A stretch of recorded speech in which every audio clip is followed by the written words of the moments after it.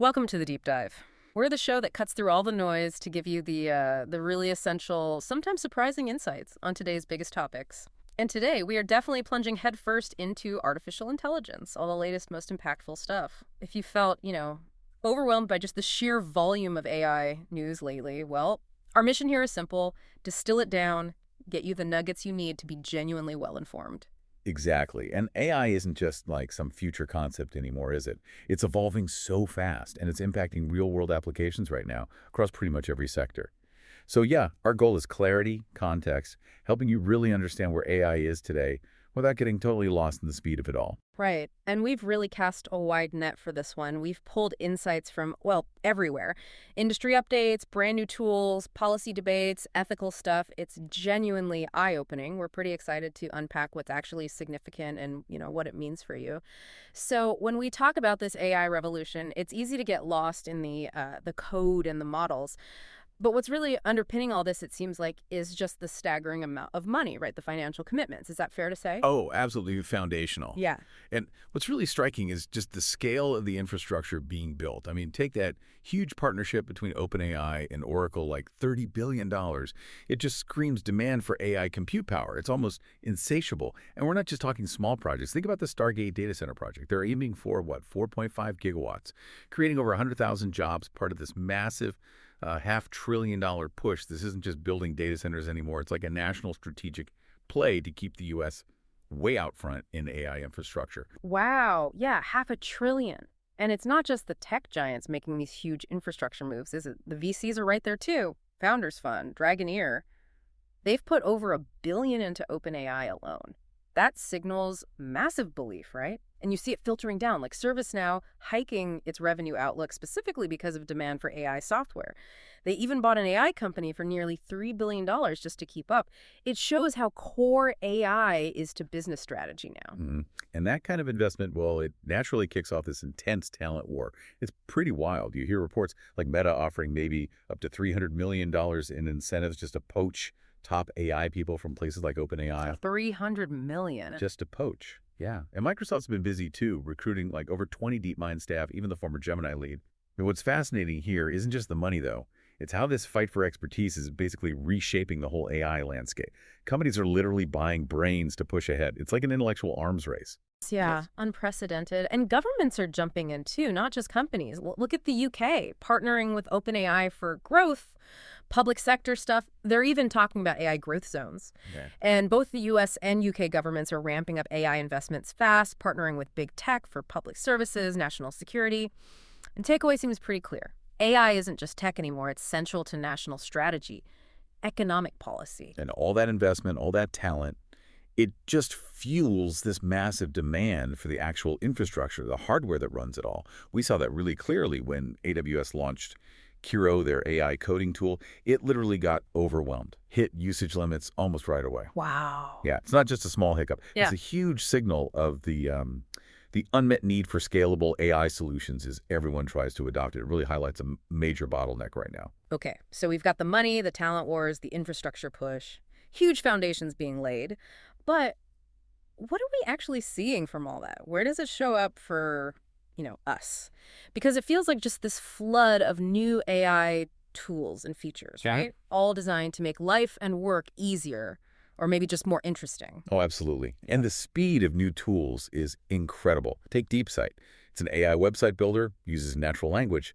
The cool thing isn't just that it's easy, it's that it democratizes web development. Anyone with an idea can build something sophisticated now, no coding needed. That's big. Yeah, lowers the barrier completely. Exactly. Then for automating workflows, you've got Factory 1.4 putting AI droids right into Slack. And for the science folks, good old Prover V2 automates checking math proofs. Think about the time that could save researchers. Accelerating science. Right. And something different. Music Arena gets users to judge AI music. So the public is directly helping train creative AI, which is interesting. Yeah, crowdsourcing the training, basically. Kind of. And tools like Elicit are getting better at research automation, smarter data access. Local Chat now supports more models for on-device AI, so more privacy, more speed for the user. And the upgrades hitting products we use daily, sometimes you don't even notice it. Like YouTube Shorts and Google Photos, they're rolling out AI creation tools. Turn photos into videos, remix stuff, comic effects, 3D animations, all of that Gemini video magic. And it's getting baked in deeper. Windows 11 getting advanced AI features natural language controls, smart screenshots, AI photo editing, setting up for those Copilot Plus PCs, the ones with dedicated AI chips. Right, the specialized hardware. Yeah. And it's good to see accessibility wins, too, like wandb, that's Weights and Biases, the ML platform. Oh, yeah, very popular. They added a prime intellect mode for colorblind users. That's great for inclusivity. And on the device side, Apple ML's Fast VLM, super fast vision language model, right on your phone, could be huge for accessibility, even real-time robotics down the line, even your watch. The new Samsung Galaxy Watch 8 is launching with Google Gemini built in for smarter health stuff. AI is just becoming ambient everywhere. Totally. And behind the scenes, beyond the user features, there are these big research breakthroughs happening too. Core stuff, model efficiency. Like NESAI, it's literally decoding ancient inscriptions, speeding up humanities research like crazy. Google DeepMind has a version helping piece together damaged Roman texts. Wow. Unlocking history faster. Pretty much. And in image generation, there's RALU, region adaptive latent upsampling. It gives like a 7-fold speed boost for those really high-quality AI images, the diffusion models. Okay, yeah. Without wrecking the quality. That's a big deal for creators. We're also seeing tougher text, like timescope. It really pushes AI on understanding long videos, not just spotting patterns, true comprehension. And for developers, things like KerasHub, HDNet v2, and ultra-efficient image classifier, and Cerebras Systems offering super-fast, free inference. That lets developers experiment way faster. Big boost for innovation. Okay, let's really dive into the heart of it all. Large language models, LLMs, this is where the global race is just intense. Oh, yeah. Absolutely fierce. And what's really interesting are the kind of distinct trends emerging. Right. You've got U.S. labs generally still leading on those really high-end frontier models, pushing the absolute bleeding edge. But then you see China really excelling with open-weight alternatives, models you can download, modify, build on. That dynamic U.S. frontier versus China open-weight is really shaping the whole global AI picture. Two different paths. And the performance numbers we're seeing are just wild. It shows how powerful they're getting. Like Google's Gemini 2.5 Pro tackling international math Olympiad questions, and models from OpenAI and DeepMind matching the top 8% of high school kids. That's serious reasoning power. It's a huge leap. Yeah. Then you have Alibaba's Qwen 3 models, reportedly beating rivals in following instructions, using tools, coding, and apparently doing it with smaller models sometimes, bigger context windows. They even claim the latest Qwen 3 beat GPT-4o on some coding and math tests. The competition is just relentless. Daily, yeah. And then there's Grok 4. Strong benchmarks on paper, but apparently still having some issues with real-world search stuff. It kind of highlights that gap, right, between test scores and actual usefulness. Exactly. Benchmarks aren't everything. Practical utility is key. Right. And new competitors pop up constantly, like Mistral Voxtral challenging OpenAI Whisper for speech recognition. Shows how fast things move. Definitely. And beyond just performance, there are these deeper things to think about with LLMs, like Anthropic's research. They found this weird subliminal learning between models. That raises whole new safety and alignment questions we're just starting to grapple with. Subliminal learning between AIs. Okay, that sounds potentially tricky. It does. And then the big one, copyright. Remember Meta's Llama 3.1, basically spitting out Harry Potter word for word? Yeah, I saw that. Crazy. It's not theoretical anymore. It forces that really tough question. How do we balance the amazing creative power of AI with, basic intellectual property rights, especially when they can memorize copyrighted stuff so well? It's a massive legal and ethical challenge. For sure. Okay, so shifting gears a bit, how is all this AI actually changing different industries? Its footprint seems to be getting wider and wider, much faster than maybe we thought. Oh, hugely. In government, public services, big bets on AI for security efficiency. Even former President Trump's proposed agenda includes boosting AI through deregulation, a national policy. It shows it's become a strategic priority across the board. Yeah. And education. In structure, they make Canvas, right? Yeah, the learning platform. They're partnering with OpenAI. AI assignments, personalized learning tools, right in Canvas. That's not just helping teachers. It could really tailor education to individual students. Potentially huge impact. And the legal world too, right? Huge investments in legal tech. Yep. nearly $5 billion surge last year. Right. Lawyers are adopting AI tools fast to streamline work, boost productivity. It's changing how law firms operate. But not always smoothly. Didn't some lawyers get in trouble for using fake AI citations? Oh, yeah. South African High Court. Lawyers submitted cases basically made up by ChatGPT. Huge backlash, sparked urgent calls for clear rules, ethical standards. It's a stark reminder, right? AI helps, but you need human oversight. Badly. Definitely. Need that human in the loop. And healthcare. Environment. Showing AI's versatility. Microsoft and Docadu launched an AI health platform for insurers, providers, aiming for personalized health management. But again, caution needed. That FDA AI tool promising faster drug approvers, it apparently produced fabricated studies, raised big red flags about validation when health is involved. Yikes. Fabricated studies, that's serious. Very. But on the positive side, in agriculture, Welsh researchers made the Deep Detect app. Helps farmers spot potato blight early using AI, sends alerts to their phones. That's direct, practical help. Cool.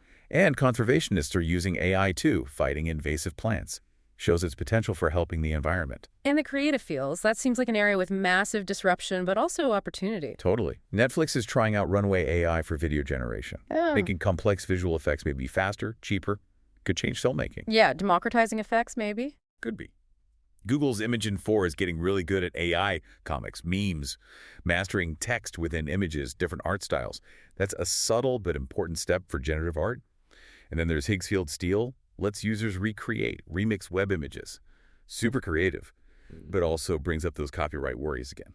Ownership, fair use. It's complicated. Always circles back to copyright, it seems. Often does. And in business, AI is managing commercial buildings, now optimizing energy monitoring systems. Saves money, helps sustainability. For developers, GitHub Spark automates code suggestions, routine stuff, speeds things up. Hey. But there's the flip side. Some companies are using AI to analyze employee performance, streamline, leading to layoffs, restructuring. It's not just efficiency, it's changing the workforce itself. Yeah, that's the tougher side of it. Definitely. But then you also get tools like Scoop Analytics, an AI agent in Slack that does complex business analysis. It basically empowers regular users, turns them into data analysts. Pretty cool.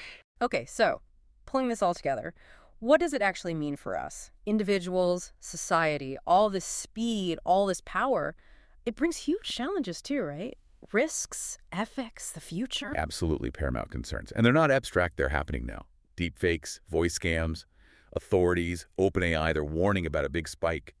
Especially voice cloning, it's getting scarily good. Oh. Sam Altman specifically warned banks, said AI voice mimicry could cause a significant impending fraud crisis, urging them to build AI-resistant security now. Wow, a fraud crisis. Yeah, and Google sent a red alert to Gmail users, 1.8 billion of them, about an AI scam using the Gemini assistant, embedding hidden commands. Jeez. And remember that AI coding bot that deleted a live company database impacted over 1,000 clients. Shows the immediate real-world risks of these systems going wrong. High stakes. For sure.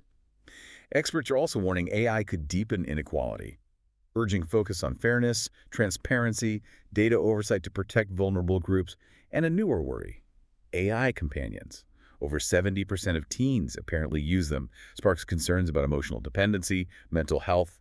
Calls for regulation are getting louder there. Yeah, the emotional side is complex, and some outcomes are just unexpected, aren't they? Totally.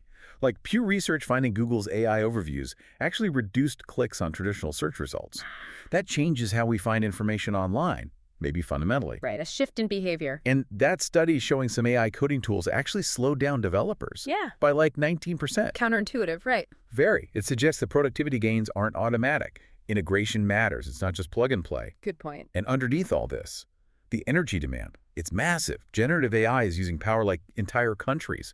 Projections, maybe up to 326 terawatt hours a year by 2028. This isn't a side note. It's a critical bottleneck. It will shape AI's future. We have to figure out sustainable power. So the energy piece is huge. Crucial. But we are seeing innovators respond. Companies like Kraken, Exawatt, Halcyon, using AI itself to optimize energy, cut emissions.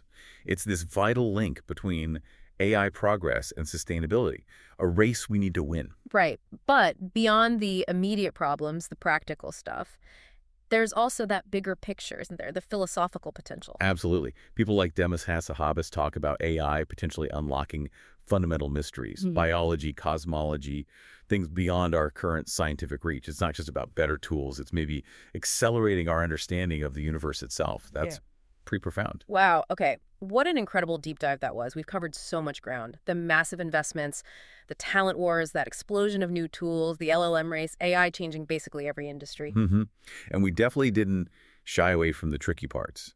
The safety worries, the ethics, those unexpected outcomes, the huge energy question. It really hammers home that AI isn't one single thing, is it? It's this rapidly shifting ecosystem, technologies, applications, and yeah, really profound implications. From science to daily life to these big ethical questions. Absolutely. So here's something maybe to chew on as you go about your day.